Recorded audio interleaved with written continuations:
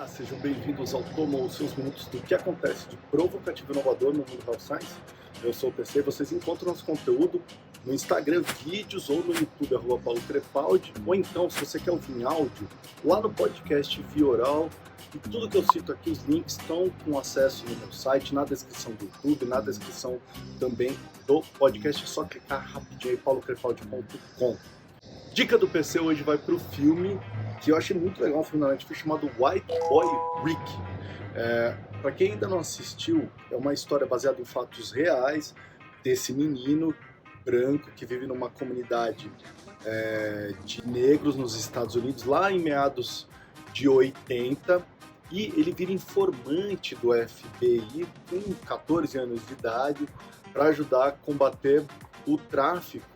Tá? E ele se torna traficante depois, em seguida. Pra vocês terem ideia, ele ficou preso de meados de 80 até agora, 2020, quando ele foi solto, e ele está processando o FBI porque ele falou que se não fosse o FBI colocar ele como informante, talvez ele jamais teria virado traficante.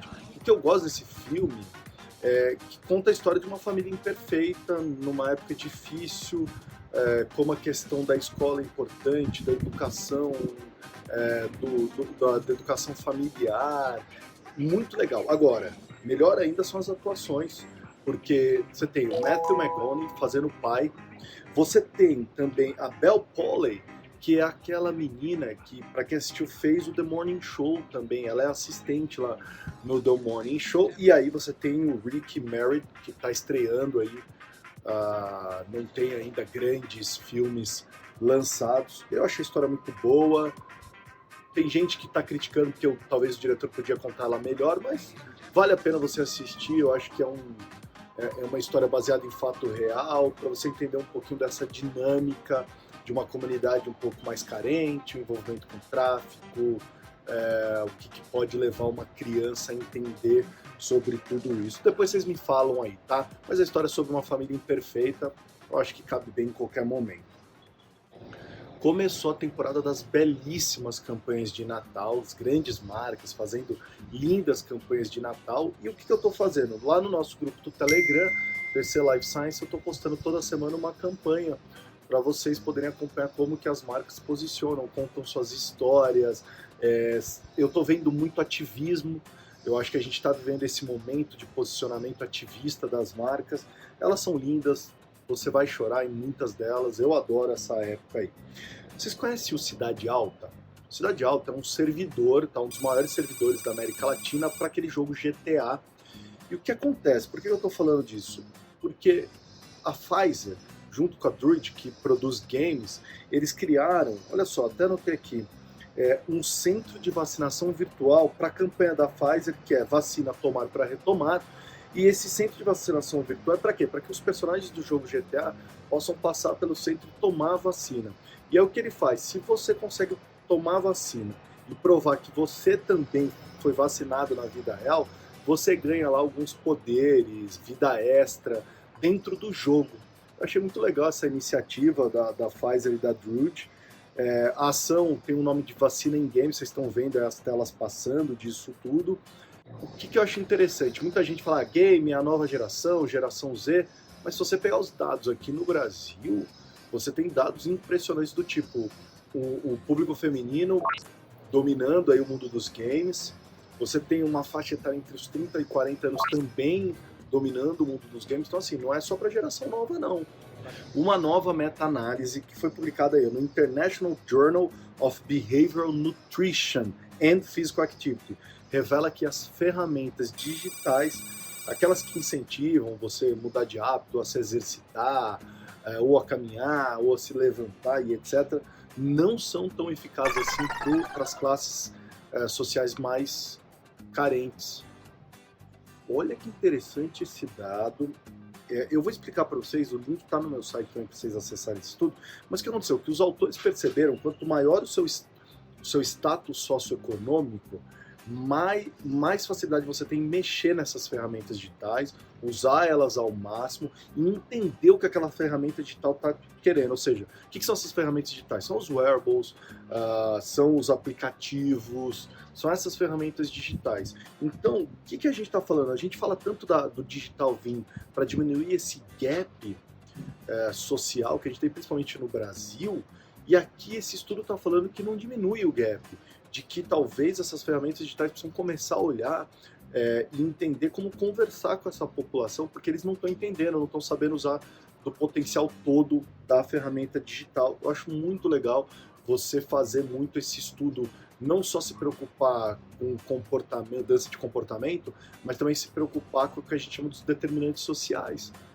E como que esses dois juntos podem torná-lo uma pessoa mais saudável, se preocupar mais com o seu bem-estar. Tem uma outra coisa do estudo que eu não falei, que é a questão do tempo também. Eles notaram que as pessoas de status socioeconômico mais baixo, elas têm menos tempo, porque elas trabalham muito mais, elas têm que fazer as atividades de casa. É muito difícil essas pessoas conseguirem aquele tempo que nem a gente às vezes programa na nossa agenda de deixa eu ir para academia, deixa eu fazer uma meditação. Então isso também conta muito para que essas ferramentas digitais não consigam ser tão eficazes nesse tipo de população, tá? Eu adoro essa conversa, alfabetização e saúde, eu acho um tópico muito importante que as farmas aí, os gerentes de marketing precisam pensar nisso também quando lançam suas campanhas, seus websites e aplicativos e tudo mais, tá? Por último, nós vamos falar aqui sobre autocuidado, self-care. Por que eu estou trazendo esse tópico de self-care? Agora é aquela época que todos os relatórios de tendências começam a surgir. E analisando vários deles que já estão aí, self-care é um desses tópicos em tendência, tá? Ou seja, as pessoas, por causa da pandemia, começaram a se preocupar mais com a sua saúde. Por quê?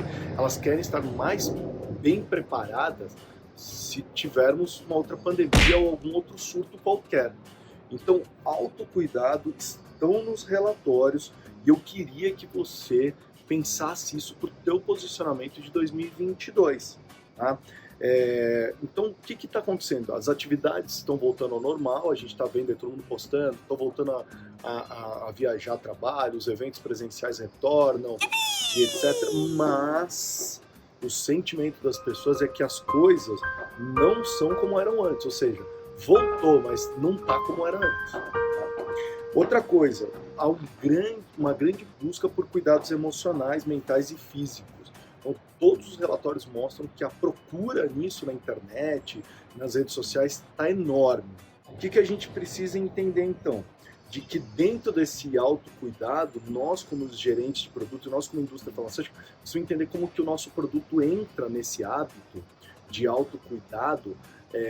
Não estou falando de automedicação, mas como que eu posso ajudá-lo num autocuidado dentro daquela patologia que eu tanto estou querendo dominar, ou seja, que eu estou querendo ter domínio completo sobre o que acontece na jornada do paciente. Então, dentro da tua jornada de paciente, eu acho que quando você lança um produto, você tem que procurar um posicionamento de autocuidado também.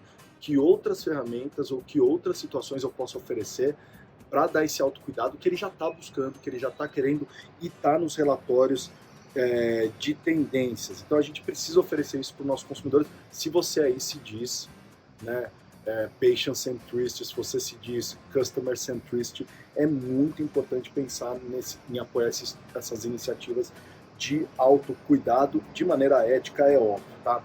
No relatório, só para vocês terem uma ideia, 65% disseram que estão contentes por aproveitar mais a vida dentro de casa versus 64% que disseram sentir falta de ver as famílias e amigos.